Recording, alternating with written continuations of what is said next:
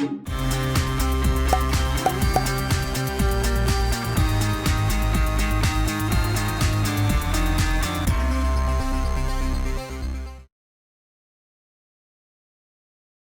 बहुत स्वागत है आप सभी का इस कार्यक्रम में आज हम बात करेंगे माननीय रमेश थेटे जी से। आप सभी जानते हैं कि वो एक रिटायर्ड, अभी इस वक्त रिटायर हुए हैं, आईएएस रहे हैं और आईएएस से रिटायर हुए हैं। और अभी आपको बताएं कि रमेश थेटे जी ने अपने रिटायरमेंट के दिन, जिस दिन उन्होंने पद का त्याग किया और जिस दिन उन्होंने रिटायरमेंट किया, सेवानिवृत्त हुए, उस दिन उन्होंने एक बात कही, मीडिया से जो बात कही उस पर आज हम बातचीत करेंगे। उन्होंने जो कहा वो सचमुच हम सभी के लिए विचार करने के योग्य है। हम सभी को उस पर चिंतन करना चाहिए। जहां एक तरफ तमाम युवा जो हैं वो बचपन से ही एक सपना संजोकर चलते हैं कि उन्हें कभी तो आईएएस या आईपीएस जैसी नौकरियों के साथ वो काम करें और कलेक्टर बने, तमाम देश की सेवा करें, अपने समाज की सेवा करें।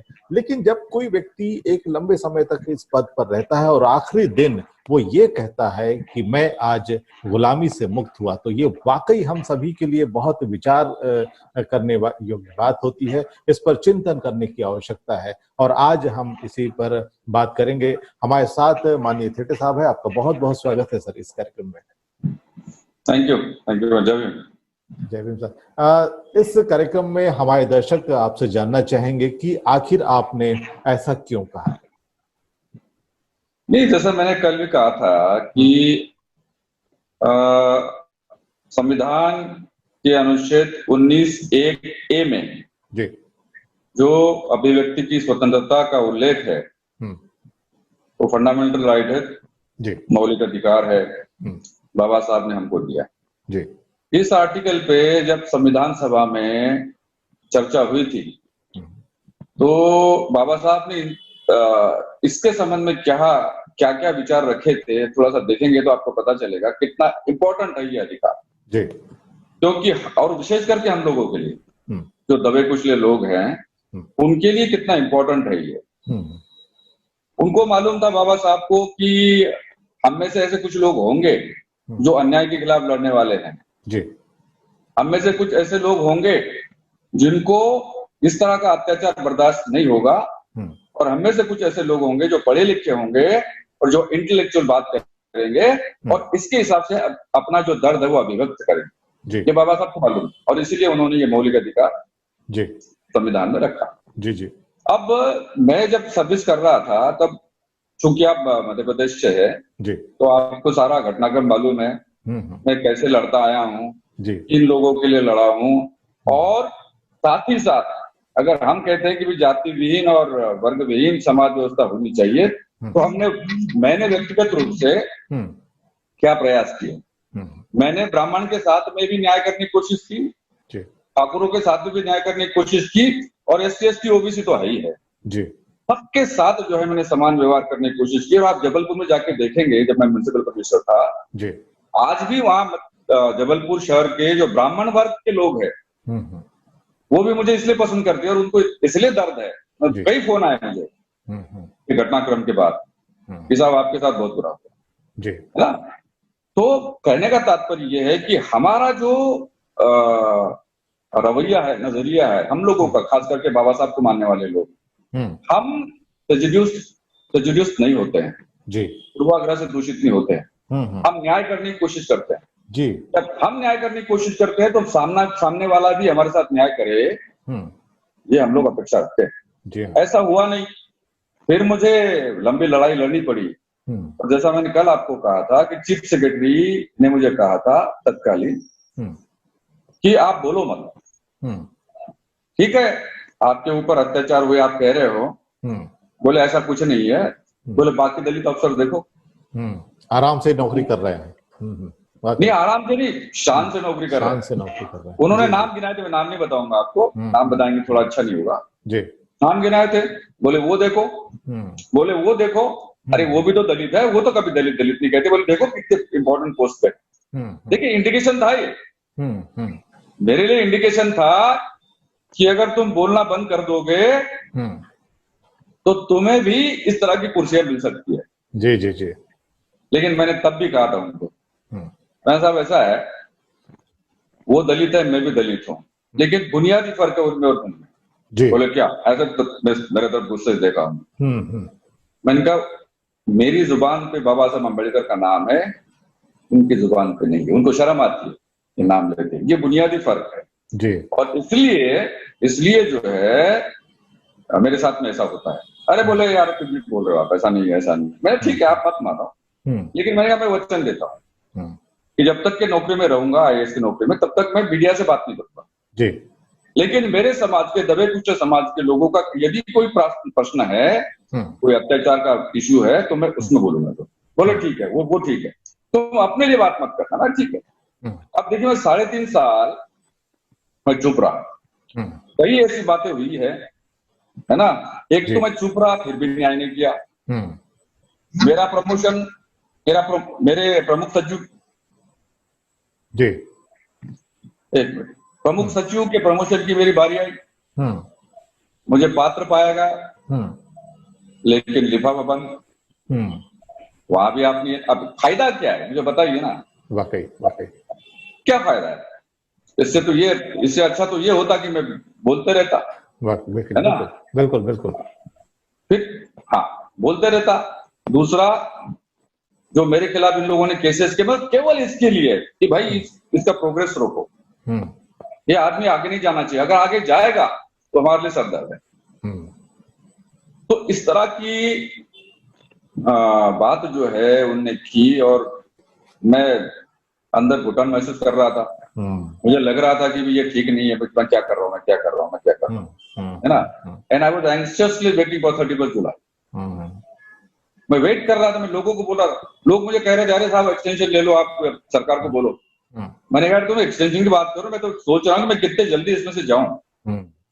हाँ, मैंने कहा मुक्ति का दिन है मेरी, गुलामी से मुक्ति का। मैं कई बार बोलता था ये, लोग हंसते थे, अधिकारी लोग जो है मेरे साथ, वो हंसते थे, कह रहे आप कैसे बोल रहे हो, बोले ये तो पावर की पोस्ट है, ऐसा है वैसा है। पावर की पोस्ट है, लेकिन गुलामी के साथ पावर नहीं चाहिए। बिल्कुल। और आज भी देखेंगे आप, अगर गुलामी है, पावर है, पावरलेस, दिस इज पावरलेसनेस। बिल्कुल बिल्कुल बिल्कुल। तो इसलिए मैंने कहा कि मैं वाकई गुलामी से मुक्त हुआ। नहीं, वाकई आपने एक बात बहुत अच्छी कही कि ये पावर वाली पोस्ट है, इसमें बहुत पावर होता है, लेकिन जब आप पावर का इस्तेमाल करने लगते हैं लोगों के कल्याण के, लोगों के हक के लिए, लोगों के अधिकारों के लिए, तो फिर आप पर दबाव आ जाता है। वही संवैधानिक संस्थाएं संविधान से काम करने वाले लोगों पर इस तरह से अन्याय अगर करती हैं, तो फिर ये जो नए बच्चे हैं, जो नए युवा हैं, ये निश्चित रूप से हतोत्साहित होंगे, क्योंकि वो भी, उनका कभी एक इच्छा होती है कि वो इस प्रकार के IAS के पद पर जाए, वो उस पद पर जाकर वो राष्ट्र की सेवा करें, अपने समाज की सेवा करें, लोगों की सेवा करें। नहीं, ठीक है ना भाई। देखिए, अब हम लोग ऐसे मोड़ पर हैं जब हम में से कुछ लोग बड़े बड़े पदों पर पहुंच चुके हैं जी, और आने वाली पीढ़ी भी बड़े बड़े पदों पर पहुंचेंगी। हमारी पीढ़ी, बच्चे पहुंचेंगे हमारे, IAS IPS बनेंगे, और भी पावर के पोस्ट वहां जाएंगे। लेकिन फिर क्या उनको केवल अपने परिवार का देखना है, अपना व्यक्तिगत देखना है, कि जैसे बाबा साहब ने हमारे समाज के लिए अपनी बीवी और बच्चों की कुर्बानी दी और इस समाज को सक्षम बनाया। आपको समाज को सक्षम बनाना है या अपने आप को बनाना है, ये विकल्प है, दो विकल्प है। अगर दोनों विकल्पों से आपको कोई एक चुनना है, एक ही चुनना पड़ेगा। जी जी जी, है ना। क्योंकि अपोजिट है दोनों, है ना। तो एक विकल्प अगर आप वो चुनेंगे कि भी मेरे को तो मेरा परिवार, मैंने मेहनत की, मैंने नौकरी हासिल की, मैं तो अच्छे से मैं मेरे परिवार को संभालूंगा वगैरह वगैरह, वो एक बात है, आपका व्यक्तिगत ये हो सकता है। लेकिन फिर आत्मिक, जिसको कहते हैं सेटिस्फैक्शन, मेंटल सेटिस्फैक्शन, या जिसको, जो बाबा साहब की परिकल्पना थी कि अगर एक दिन भी जियो तो शेर जैसा जियो और स्वाभिमान के साथ जियो, है ना। और फिर 100 साल जीने के जो मायने होते हैं गुलामी के साथ, वो अगर जिएंगे तो मतलब नहीं है। तो हमारी पीढ़ी को ये दोनों बुनियादी बातें जो है उसका ध्यान रखना पड़ेगा, जो लोग बाबा साहब का लिटरेचर पढ़ेंगे जी, आने वाले हमारे जो आज के बच्चे हैं जो पढ़ेंगे तो वही विकल्प चुनेंगे जो मैंने कहा। वाकई वाकई, क्योंकि ये पावर है।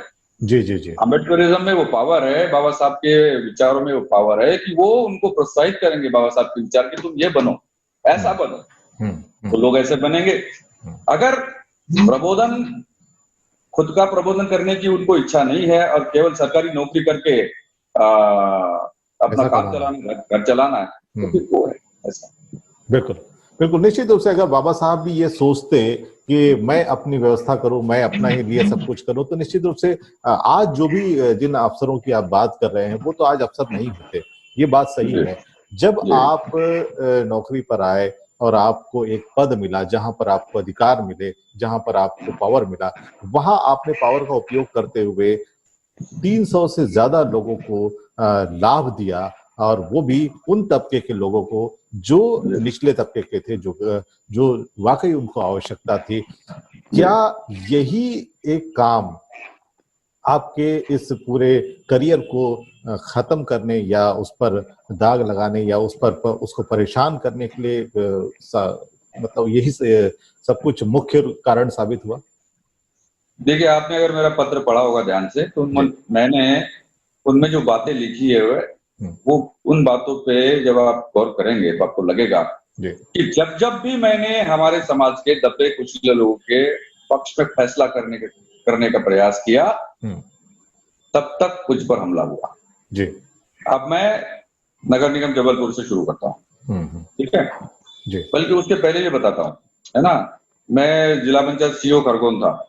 लगभग मेरे ख्याल से तकरीबन दिग्विजय सिंह मुख्यमंत्री थे तब, शिक्षा कर्मी वर्ग 1 और 2 की भर्ती होती थी जी, है ना जी, और मैं उस कमेटी का चेयरमैन हुआ करता था, कमेटी का चेयरमैन। तो मैंने करीबन 2000 से 3000 शिक्षा कर्मियों की भर्ती कराई थी, और उसमें जो अनारक्षित पद होते हैं, मतलब अनारक्षित का मतलब है अनरिजर्व, और उसमें कोई भी आ सकता है जी। तो मैंने ये कोशिश करी थी कि SC ST OBC के जितने लोग जनरल मेरिट में आ सकते हैं उनको मेरिट में लाके ऊपर रखो, और SC ST का जो उनका कोटा है वो भी उनको मिले। ऐसा करके करीबन मैंने 3000 लोगों की भर्ती करी थी जी। तब भी मेरे पे हमले हुए, मतलब ये अरे देखो ये इन्होंने अपने अपने लोगों को लिया करके, ठीक है, वो भी मैंने झेला। उसके बाद नगर निगम जबलपुर में आया, 309 लोगों की भर्ती, जो 309 लोगों को मैंने जो रेगुलर किया था, नियमित किया था, वो 20 साल से अपने न्याय की बाट जोड़ रहे जी, 20 साल, और शासन के निर्देश थे कि आप इनको नियमित कर सकते हैं, लेकिन किसी कमिश्नर ने देखा नहीं। और वो मेरे पहले जितने भी कमिश्नर आए थे उनमें अपने समाज के भी कुछ लोग थे, मतलब SC के, लेकिन उनकी हिम्मत नहीं हुई, या जो भी कहे, है ना, वो नहीं किया। मैं जैसे आया, मैंने, वो लोग मेरे पास आए, बोले सर हमारा ये इशू है, हमारे साथ न्याय नहीं हो रहा है और हम पात्र है इसके लिए, शासन का निर्देश है, ये भी नहीं कर रहे। तो मैंने फाइल खंगाली, मैंने देखा कि शासन का निर्देश है तो मेरे को मेयर के पास जाने की जरूरत नहीं है।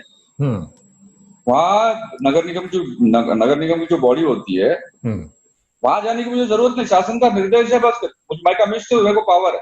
Municipal commissioner is a very powerful post. File बुलाया, मैंने आदेश तैयार किए और 309 लोगों का इकट्ठा आदेश तैयार किया और एक पब्लिक कार्यक्रम आयोजित किया। मैंने बाबू के हाथ में वो ऑर्डर नहीं दिया और मेयर को भी नहीं बोला, किसको नहीं बुलाया, वो एडमिनिस्ट्रेटिव कार्यक्रम था, और बुला के एक एक कर्मचारी के हाथ में वो आदेश दिया। तो ये एक क्रांति थी। वहां के इतने लोग नाराज हो गए मेरे पे, बोले आप ऐसा कैसे कर सकते हो, आपने ये क्यों नहीं देखा कि ये लायक है कि नहीं। मैंने कहा लायक तुम जाओ, तुम नाली साफ करने के लिए जाओ, तुम अंदर जो गटर होता है उसमें जाके तुम अपने आप को उसमें डुबाओ, हाँ, और फिर बोलो अगर ये बंदा वहां जाके हमारा काम कर रहा है तो वो लायक है, तुम लायक नहीं हो। वाकई ये स्टैंड मैंने लिया था, और मीडिया ने भी काफी मेरा साथ दिया था, बोले बहुत सही काम किया, मेरा तबादला कर दिया, है ना। फिर मैं वहां गया, डायरेक्टर एम्प्लॉयमेंट एंड ट्रेनिंग, वहां बैतूल का ITI है, लोग आप मतलब आप इसकी जांच भी करेंगे, तहकीकात करें, आपको पता चलेगा। जी जी। SC/ST के लोगों को वहां का ओबीसी प्रिंसिपल था, वो मराठा था, मराठा बहुत तकलीफ देता था। वो लोग मेरे पास में आए थे और रोए बेचारे। बोले सर हमारे साथ ये भेदभाव हो रहा है, ऐसा हो रहा है, हमारा रिकॉर्ड खराब किया रहा है, ये कर रहा है, वो कर रहा है। तो मेरे पास अधिकार था उसके खिलाफ में कार्रवाई करने।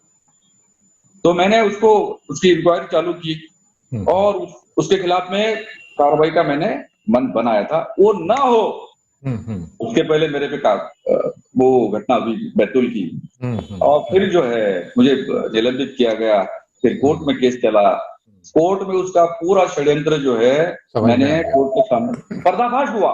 जी जी। अरे जिस दिन वो बोल रहा था कि मैं जबलपुर गया, इनके पास गया, बैतूल से जबलपुर आने में 8 घंटा लगता है। जी जी। तो उस पर्टिकुलर दिन में जिस दिन वो बोल रहा था कि मैं जबलपुर आया था, इनसे मिला, उस दिन वो जबलपुर के ITI में 2 शिफ्ट होती है, 8 बजे से 2 बजे और 3 बजे से 6 बजे, ऐसी शिफ्ट होती है। दोनों शिफ्टों में वो आदमी उपस्थित था बैतूल में। If you are present at Betul, how come you are present in Jabalpur? बिल्कुल बिल्कुल। दस्तावेजी सबूतों के साथ में मैंने पेश किया था वो। और फिर वो होटल की घटना, वो कह रहे कि आपने रिश्वत ली करके, ना मेरे हाथ में कलर था, ना मेरे पास से आपको पैसा मिला, ना कोई देखने वाला है, ना कोई सुनने वाला है, फर्जी कैसे उन्होंने तैयार किया था वो भी न्यायालय में चला नहीं, कुछ नहीं था उसमें, ये षड्यंत्र था। लेकिन बावजूद इसके देखिए अब यह यहाँ खत्म नहीं होता है, या खत्म नहीं होता है मामला। कोर्ट जैसी संस्था, कोर्ट को देखना चाहिए क्या सही है क्या गलत है। लेकिन वहां जज रघुवंशी ठाकुर, SK रघुवंशी उसका नाम,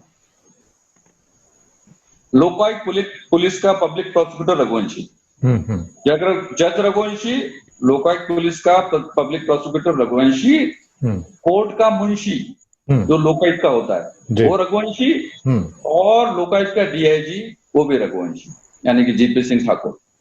चारों ठग, मैं बोल रहा हूँ ना, मुझे घेर कर मारा, मैं बता रहा हूँ ना, तो इसका मतलब उन्होंने जज, ये चारों लोग इकट्ठा जाते थे, मुझे मैंने कई बार देखा है ना, और इन्होंने मन बनाया था कि नहीं इसको तो छोड़ो। मेरे पास मेरे खिलाफ में कोई सबूत नहीं था जी। सबूत नहीं होने के बावजूद गवाही देखो आप, खंडित गवाही थी, उसको ऐसा मैंने पसीना छोड़ा था उसको। इसके बाद जज ने अपने आदेश में लिखा कि कंप्लेनेंट की गवाही अखंडित है। खंडित ही खंडित, आप देखो मेरे पास दस्तावेज है। और कुछ तो भी लिख के मुझे सजा दी, 2 साल की सस्पेंड कारावास मेरे को सजा दी। I went to the high court मतलब, और उसके बाद मुझे फिर नौकरी से हटाया गया। मेरी फैमिली सड़क पे आ गई। और फिर जो है मैंने हाई कोर्ट में अपील किया, केस ही नहीं लग रहा था। मैंने चीफ जस्टिस साहब को आवेदन दिया कि साहब जो भी हो आप मेरे केस की सुनवाई करो, और मेरे खिलाफ में तो खिलाफ में करो, कोई बात नहीं। मुझे मालूम था कि कोई है ही नहीं ऐसी बात। फिर वो तो खैर मेरा परिवार तो पूरा सड़क पे आ गया था, हमारे पास तो 2 वक्त की रोटी मिलेगी नहीं मिलेगी ये सवाल था, है ना जी। तो आप तब देखिए, अब मुझे आप बड़े बड़े लोगों की बात करते हो ना कि भी आपके जो फेलो ऑफिसर्स है आपको मदद करते हैं क्या? हमारे समाज में बीमारी है, जैसे ही अगर किसी के बुरा हुआ ना तो हंसते हैं, अरे देखो। लेकिन तब मेरे पास तो वकील को फीस देने के लिए पैसे नहीं थे जी। ये जो 309 कर्मचारी है उन्होंने 100 रुपए इकट्ठा किया था, बताइए 100 रुपए इकट्ठा करके वकील की फीस दी थी जी। हाँ, और ऐसा करके तब भी वो पर्याप्त नहीं था पैसा। तो मैंने मेरी वाइफ का जो मंगलसूत्र है, मतलब सही मानों में मेरी फैमिली में कहती है, मेरी वाइफ मुझे कहती है कि भाई मतलब मराठी आप तो मराठी जानते हो की तुमच्या अंगामध्ये बाबासाहेब आंबेडकर आले, हे भूत लागले तुम्हाला, आपको भूत प्रेत से बाधा हो गई, आपको बाबा साहब का भूत है। और इस भूत ने जो है हमारा पूरा ऐशो आराम और वो ये वो ऐसा वैसा सब खत्म कर दिया। बिल्कुल बिल्कुल। तो मैंने कहा कि अच्छा भूत है ये तो, है ना, क्या है? तथागत बुद्ध ने जब सिद्धार्थ गौतम निकले थे घर से तो उनके पास क्या नहीं था, जी जी जी, है ना।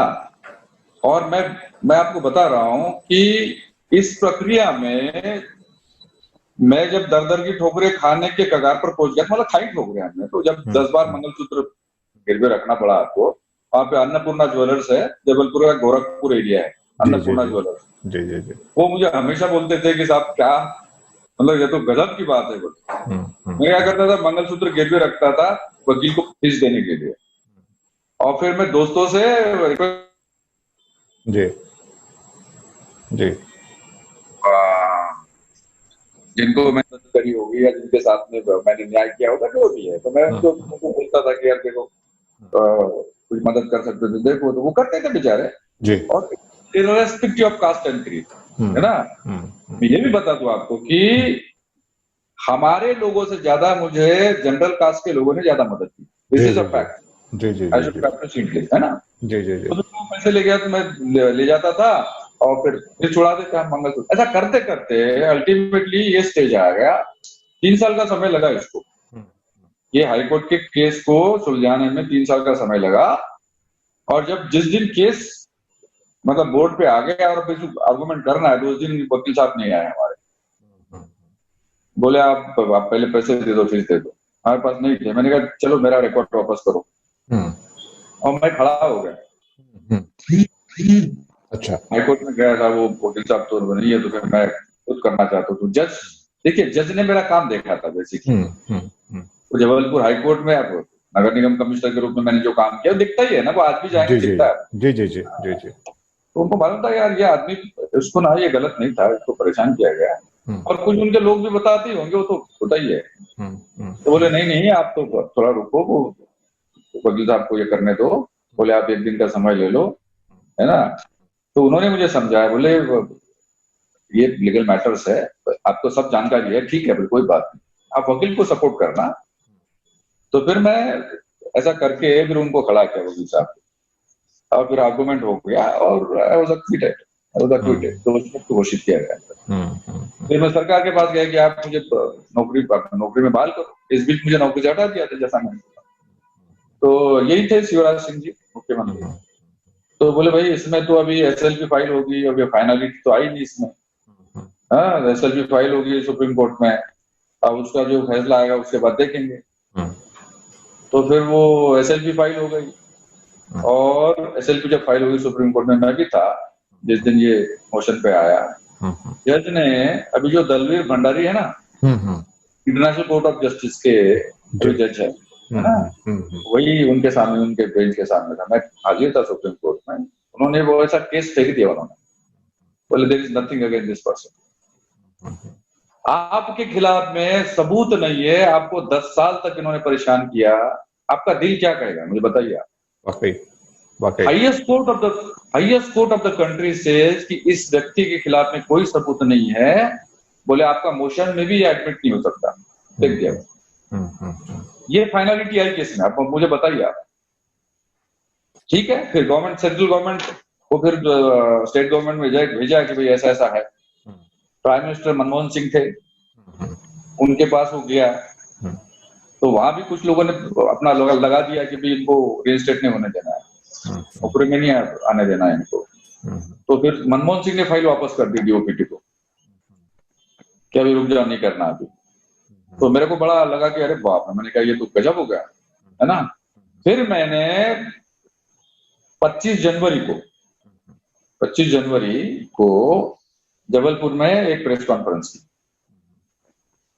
सारे मीडिया वाले मेरे दोस्त लोग थे, वो भी जानते थे कि मुझे परेशान किया गया, काम अच्छा किया लेकिन परेशान किया गया। और जब सुप्रीम कोर्ट ने ये फैसला दिया है, तो अभी इनको बहाल तो करना ही पड़ेगा, वो तो कानून है। लेकिन फिर भी प्राइम मिनिस्टर मनमोहन सिंह, जो कांग्रेस वाले कहते हैं ना कि हम न्याय करते हैं दलितों के साथ, जी जी जी जी, है ना, ये कहते हैं। तो उन्होंने पहले वापस कर दी फाइल। फिर मैंने 25 जनवरी के प्रेस कॉन्फ्रेंस करके सारे मीडिया को, उसमें नेशनल मीडिया भी थी, कि मैंने कहा कि अगर मुझे सुप्रीम कोर्ट का फैसला मेरे पक्ष में आया है, इसके बाद में भी अगर मुझे नौकरी में बहाल नहीं करेंगे, तो मैं पीएमओ के सामने आत्महत्या कर लूंगा। और क्या हुआ, 26 जनवरी, दूसरे दिन 26 जनवरी जी, इंडियन एक्सप्रेस ने बैनर छापा था, बैनर यानी कि सबसे ऊपर टॉप खबर थी। हाँ, Dalit IAS officer threatens to commit suicide before PMO.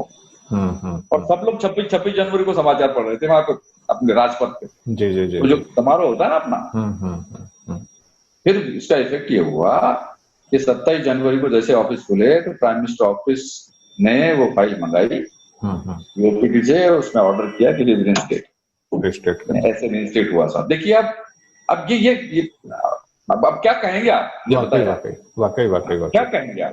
मतलब आप आखिरी सांस तक ये प्रयास करते हैं कि न्याय नहीं मिलना, आपको न्याय नहीं मिलेगा। लेकिन बाबा साहब का खून अगर हमारे शरीर में है तो खून एक कतरा कतरा जो आपको ये पावर देता है कि आखिरी सांस तक छोड़ना मत।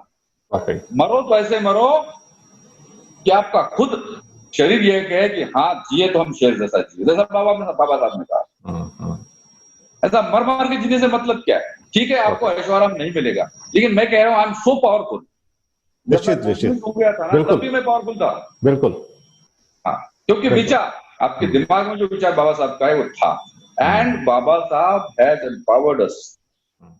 अगर आप उनके रास्ते पे चलते हो ना तो अपने आप में सत्ता है, ये सत्ता है। मैं बता रहा हूँ, निश्चित आपको मंत्री होने की जरूरत नहीं है, प्राइम मिनिस्टर होने की जरूरत नहीं, ये सत्ता है। अगर उनके रास्ते पे चलोगे तो आप शेर जैसा बात करते हो। जी जी, ऐसा बोलती आपकी जो दूती है वो बोलती है। अगर बाबा साहब के बंदे बनकर रहोगे तो आप पे अन्याय, आपको खस्ता खाना पड़ेगा, जैसे बाबा साहब ने भी कही। हम कहाँ लगते।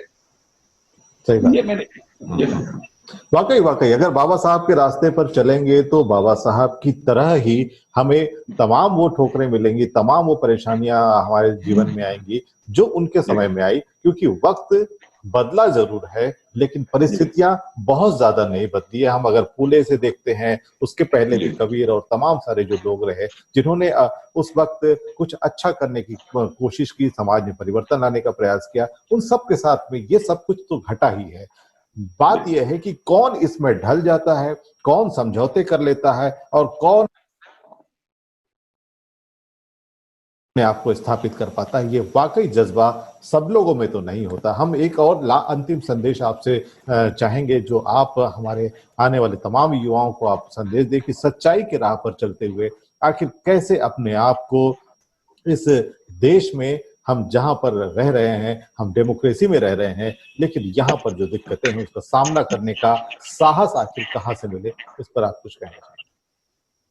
नहीं, जैसा पहले भी मैंने निवेदन किया, पहले तो पढ़ो इतना पढ़ो कि वैचारिक दृष्टि से इंटेलेक्चुअली आप तैयार हो जाओ, क्योंकि शिक्षा के बगैर कुछ नहीं। ये तो बाबा साहब ने कहा।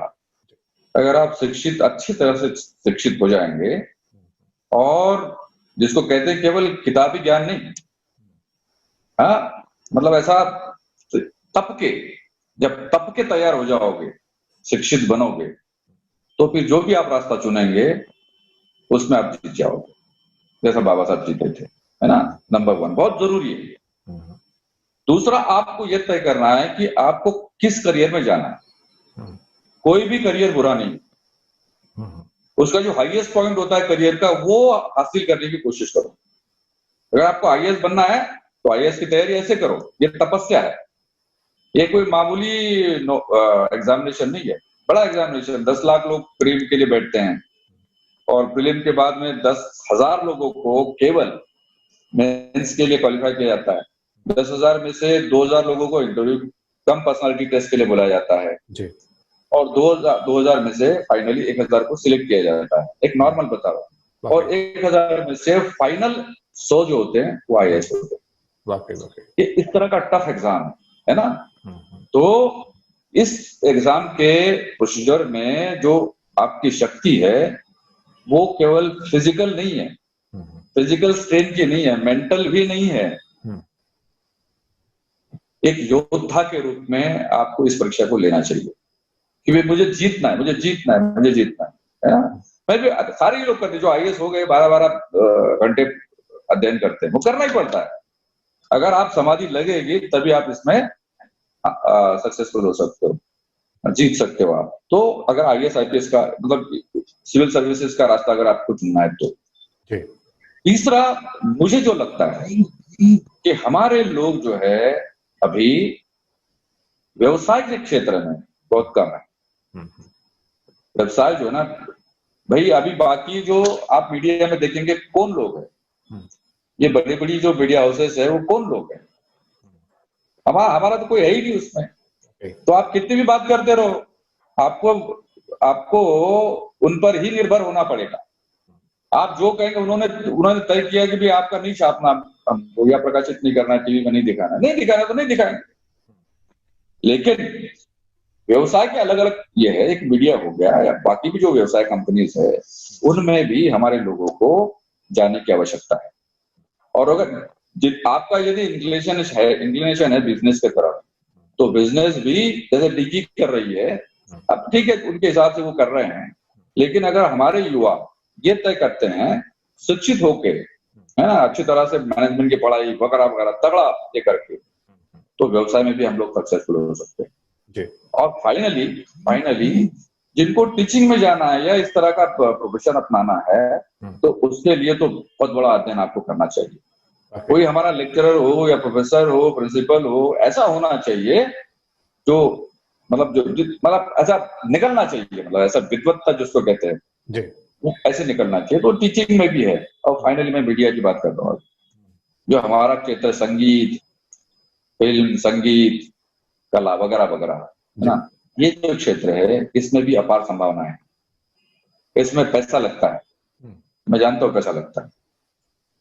और अगर हम अब जो मैं करने वाला हूँ आपको बताऊं, मैं ये फिल्म जो है छोटी मोटी फिल्म नहीं है। ये कोई भी आता है, हमें से बहुत सारे लोग ऐसे हैं, हर किसी को लगता है कि मैं एक काम करूं, लेकिन अगर आप में क्वालिटी है और क्वालिटी के लाना चाहते हो, तो इसकी जो इसेंशियल इंग्रेडिएंट्स है, आपके जो टेक्निकल सपोर्ट है, आपका जो कंटेंट है, वो कंटेंट कैसा रिच हो और किस तरह का उसमें आप अपना योगदान देके आप अपनी फिल्म बनाते हो, ये अगर आपको देखना है तो सबसे जरूरी है इसका पैसा, बजट। और बजट जो है, अच्छा बजट यदि आपको है आपके पास में, तो बाबा साहब और बाबा साहब के विचारों से प्रेरित कहानियां, अनेक कहानियां मैं बता रहा हूँ, इतनी दर्द भरी कहानियां हैं। इन कहानियों को समाज के सामने लाके आप उनका प्रबोधन कर सकते हो। और मैं बड़ी बात नहीं कह रहा हूँ, मैं एक छोटी सी बात कर रहा हूँ। अगर भारत में सामाजिक क्रांति होना है, तो सामाजिक क्रांति केवल और केवल आंबेडकरवादी कर सकते हैं, बाकी कोई नहीं कर सकता। क्योंकि वो जो त्याग और समर्पण की भावना आंबेडकरवादियों में है और किसी में नहीं है। और हमारे लोग, अब 20 करोड़, मिनिमम 20 करोड़ बोल रहा हूँ, इससे ज्यादा ही हो सकते हैं, 20 करोड़ लोग दलित है जी, है ना। और ट्राइबल जो है, उनमें से कुछ ट्राइबल जो है, जो बाबा साहब को मानने वाले लोग हैं, वो जोड़ो, कुछ ओबीसी के लोगों को जोड़ो, और कुछ जनरल कास्ट के लोग हैं जो बाबा साहब समता और न्याय में विश्वास रखते हैं, ऐसे लोग जोड़ो। ऐसे कुल मिला के मेरे हिसाब से 25 करोड़ लोग इस देश में ऐसे हैं जो आप कहना चाहते हो वो सुनना चाहते हैं, जो आप कहना चाहते हो वो सुनना चाहते हैं, वो देखना चाहते हैं। ये आपका इतना बड़ा जो तबका है, वो तबका देख रहा है कि आप कंटेंट दो। लेकिन हम अगर स्तरहीन कंटेंट देंगे तो फिर अब दाग के 3 पार। तो मैंने ये सोचा कि अगर मैं करूंगा तो क्वालिटी के साथ में काम करूंगा। और आप देखेंगे the battle of Bhima Koregaon ये छोटी फिल्म नहीं है, it's a very big film, very big film. बिल्कुल। मैं बोलना नहीं चाहता, मैं मतलब अपने मुंह से कुछ नहीं कहना चाहता, लेकिन आप जब देखेंगे ना तो आपको लगेगा कि वाह क्या बात है। निश्चित रूप से। और हम अपने दर्शकों को बताना चाहेंगे, दर्शकों, हम बैटल ऑफ भीमा कोरेगांव इस फिल्म पर एक पूरी बातचीत आपके सामने आपके लिए लेकर आएंगे। वाकई ये एक बहुत महत्वाकांक्षी फिल्म है, जिसमें इस इतिहास को बहुत ही शानदार तरीके से और बहुत खूबसूरत तरीके से, प्रभावी तरीके से आपके सामने रखा जाएगा। हमारे साथ रमेश थेटे जी, जो कि हाल ही में आईएएस से रिटायर हुए हैं, और आईएएस होते हुए उन्होंने इस मध्य प्रदेश में न जाने कितने ही दलितों और उन लोगों को जो वंचित तबके से आए थे, उन सब के लिए, उनके बेहतरी के लिए बहुत शानदार काम किया है।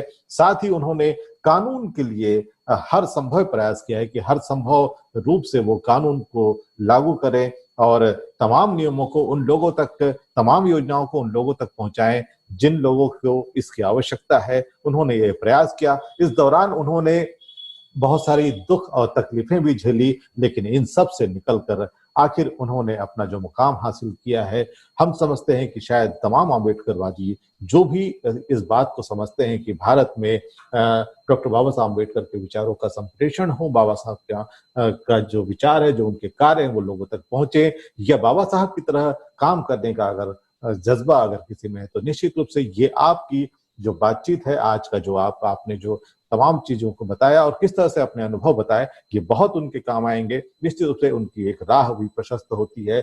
हम तमाम मुश्किलों से, दिक्कतों से सीखते भी हैं और हमें एक जोश और जुनून भी मिलता है। सेठ साहब, आप हमारे साथ इस कार्यक्रम में मौजूद रहे, आपका बहुत बहुत धन्यवाद।